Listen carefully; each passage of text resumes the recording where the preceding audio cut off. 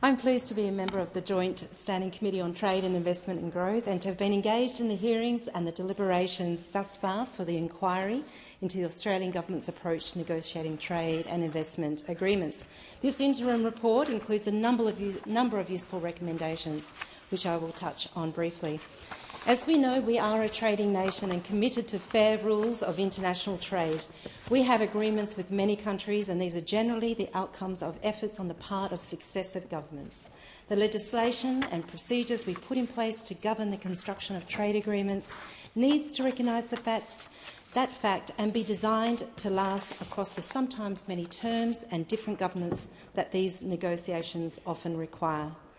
The recommendations include a tripartite trade advisory council that includes representations from unions, business and relevant community organisations, codification of the way in which we publish the aims and objectives of trade negotiations, increased transparency and regular briefings to relevant parliamentary committees. It is important to note that these recommendations really do no more than borrow on what we have seen work in other countries.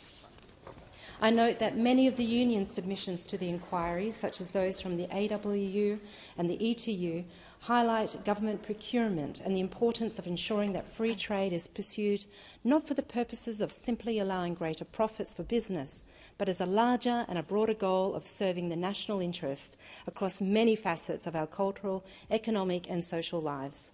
I commend the unions for their approach and for advocating not just for a greater, more codified engagement of unions in trade negotiation processes prior to the completion of agreements, but being inclusive of other organisations being involved in the same way, naming both business and community interests.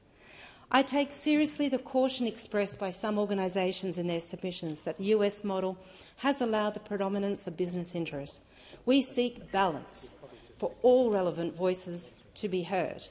The recommendation for regular reviews of trade agreements is important in the context of the points I've covered here.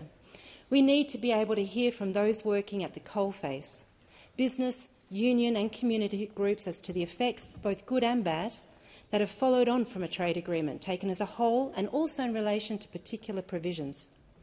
I agree with the submission by the CPSU that industrial and safety standards, human rights and environmental standards are an important aspect of future trade agreements, and they should also be included in reviewing past trade agreements. As my colleague, the member for Fenner, has said in relation to policy evaluation, we need to bring enough modesty to the task to acknowledge that answers which sound right may not always work in the real world. Policy review is a healthy process, and this applies to the agreements we strike with other countries, especially as conditions change and standards develop and improve. Recommendation 5 of this interim report seeks to establish independent and regular reviews of existing agreements, and it is odd that actually such a requirement does not already exist. Even prospective trade agreements must serve our national interests, and every trade agreement that is already in place must continue to serve our national interests.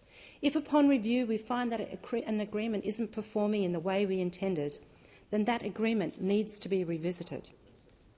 I thank my fellow committee members, and particularly to the Chair, the member for Adelaide, for his work and leadership. As usual, the Secretariat supported the committee in their efficient fashion, and I thank the Inquiry Secretary, Mr Adrian Daniel, and his team.